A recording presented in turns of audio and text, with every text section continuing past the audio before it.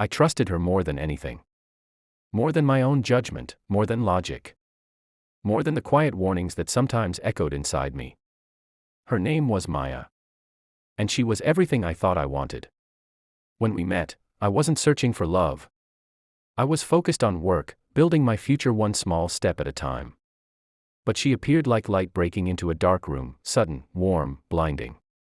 She laughed easily, spoke loudly, and lived freely. And somehow, her chaos made me feel alive. For 2 beautiful years, I believed I'd found peace.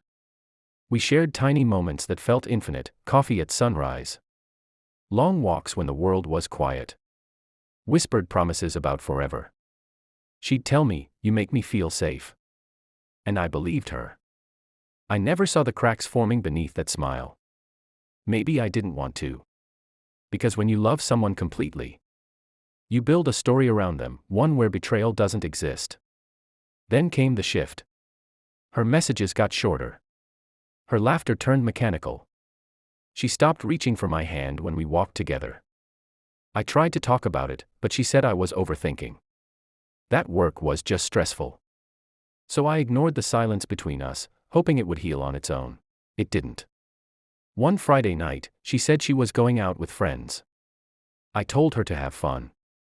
But later, when I called one of her friends, she sounded confused. Maya wasn't with them. That single sentence cracked something inside me.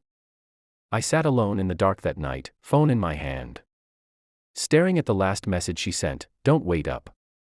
My mind tried to deny it, but my heart already knew. She wasn't mine anymore. The next morning, she came home smiling, like nothing had happened. She talked about her night, laughed at her own jokes, kissed my forehead, and said she was tired. I remember looking into her eyes and realizing she was at peace with her lie. That's what hurt the most, not that she cheated, but that she could act like she hadn't. I didn't scream. I didn't accuse.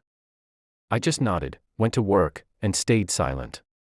Because I knew words would only lead to fake tears, excuses, and promises she never meant to keep. Over the next week, I moved quietly. I packed my clothes one by one, stored my memories in boxes. One morning, before she woke up, I left the keys on the table and walked out. No text. No note. No goodbye. Just silence. The first few weeks were torture. Every street reminded me of her. Every song felt like a scar. Nights were the hardest, empty bed, restless mind, 1,000 what-ifs. But pain has a strange habit. It teaches you patience. And slowly, that silence I once feared began to heal me. I threw myself into work, into fitness, into rebuilding what she broke. I stopped checking her social media, stopped replaying her words in my head.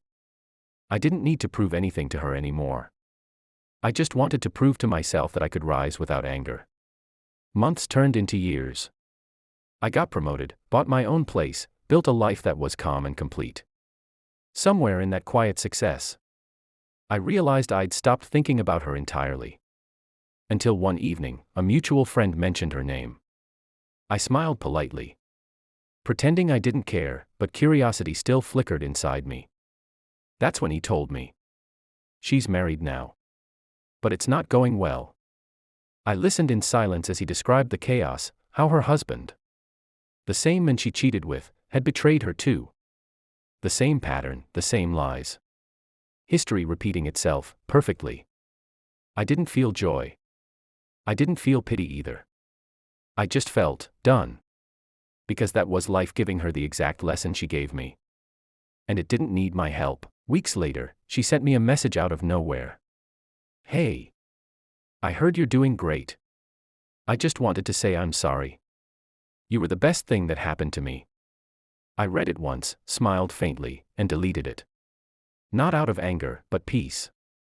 Because by then, I had truly forgiven her. Forgiveness doesn't mean forgetting. It means letting go of the desire to see them hurt. Because the truth is, karma doesn't need witnesses. It always finds its way. I often think about who I was back then, the man who begged for love, who ignored red flags just to feel wanted. He was naive, but he was also real. He gave everything. And while she lost me, I found myself. Now, when I look back, I don't see betrayal. I see transformation. Her cheating didn't destroy me, it introduced me to the man I was meant to become. Stronger. Calmer. Wiser.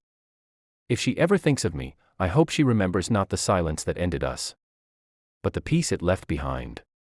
Because sometimes the loudest revenge isn't rage or payback. It's peace. It's a success. It's walking away without a single word, while life tells your story for you. So yes, she cheated. And I stayed silent. But in that silence, I found my voice. And life, it spoke for me.